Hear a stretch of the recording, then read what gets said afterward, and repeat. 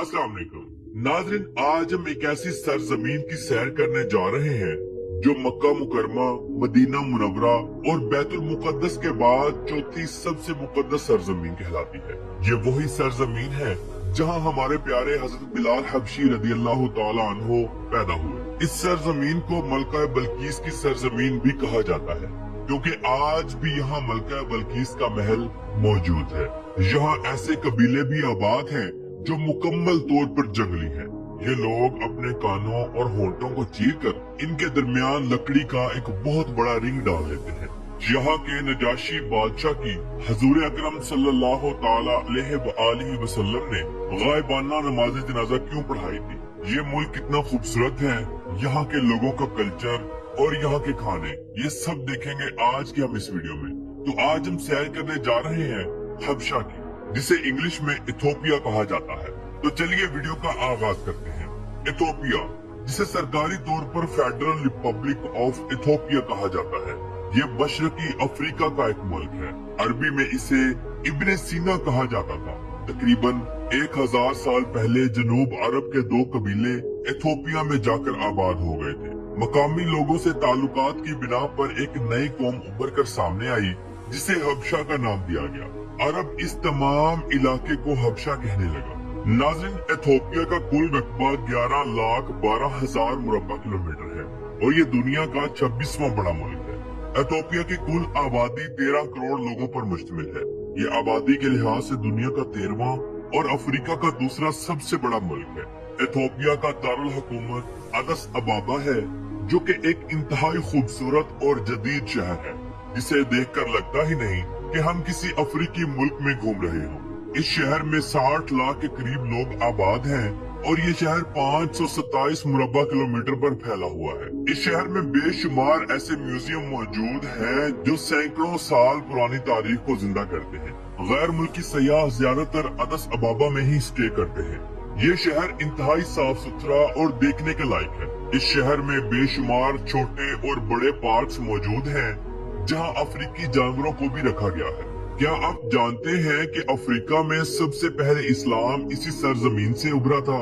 जी हाँ, दी holy city of हरार एक ऐसा शहर है जहां अफ्रीका में सबसे पहले इस्लाम फैला था।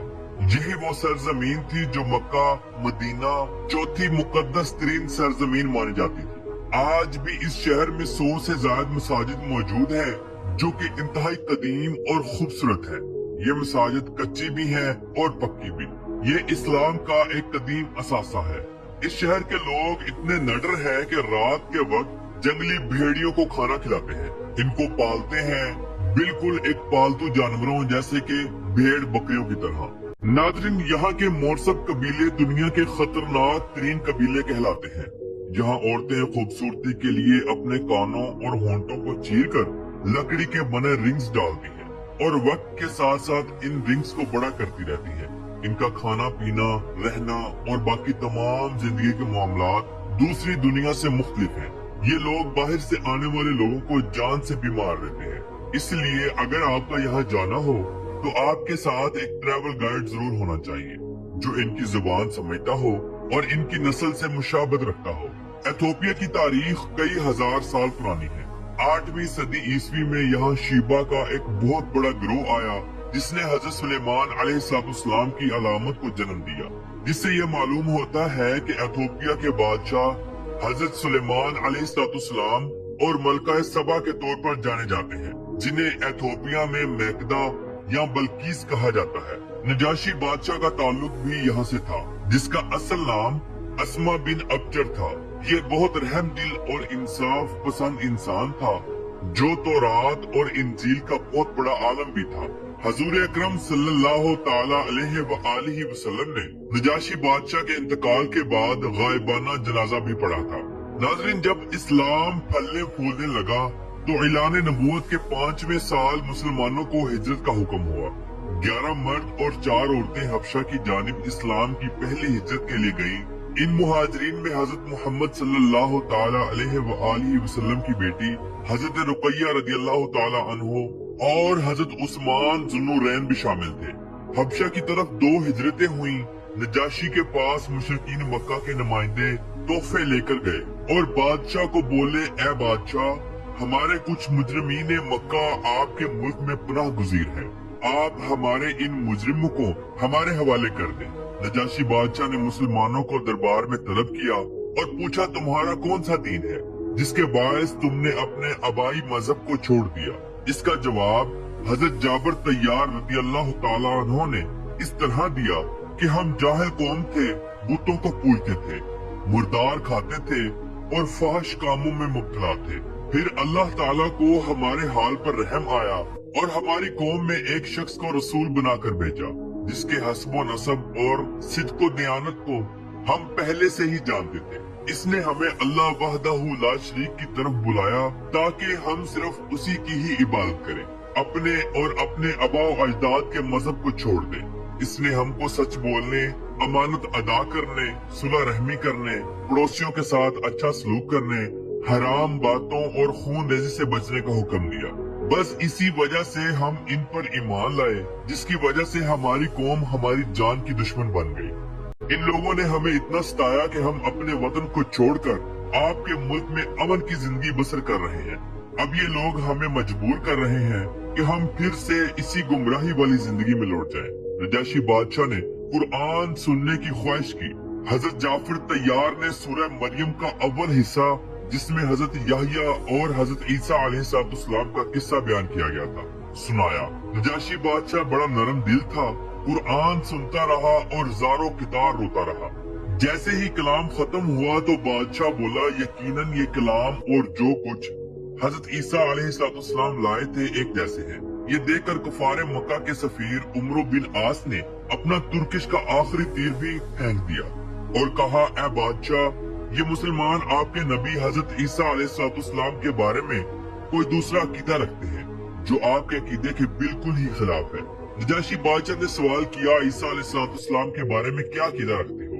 तो आपने फरमाया, वो अल्लाह के बंदे और रसूल है और उसकी तरफ से एक रूह और एक कलमा है जिसे अल्लाह ने कुंवारी मरियम पर अलका किया, जो मरियम अलैहिस्सलाम के शिकम मुबारक से बगैर बाप के खुदा की कुदरत का निशान बनकर पैदा हुए। जिसको सुनकर नजाशी और उसके दरबारी इस कदर मुतासिर हुए कि रोते रोते दाढ़ियां तर हो गई। नजाशी बादशाह ने गज़वा तबूक के बाद 9 हिजरी में वफात पाई। नबी करीम सल्लल्लाहु ताला अलैहि वसल्लम ने सहाबा इकराम को इतला दी और गायबाना नमाज जनाजा भी पढ़ाया। एथोपिया की कौमी जुबान एथोपियन है। इसके अलावा और भी बहुत सारी जुबानें हैं जो बोली जाती हैं, जिनमें इंग्लिश, सोमाली, टेगरीनिया, हरारी सर फहरिस्त है। एथोपिया की करेंसी बिर है जो पाकिस्तानी तकरीबन 5 रुपयों के बराबर है। एथोपिया पाकिस्तान से 2 घंटे और इंडिया से 2.5 घंटे पीछे है। नाज़रीन, कभी आपने एथोपिया जाना हो तो आपको वीजे की जरूरत नहीं, क्योंकि यहाँ का ऑन अराइवल वीजा है जिसकी फीस $100 से भी कम है।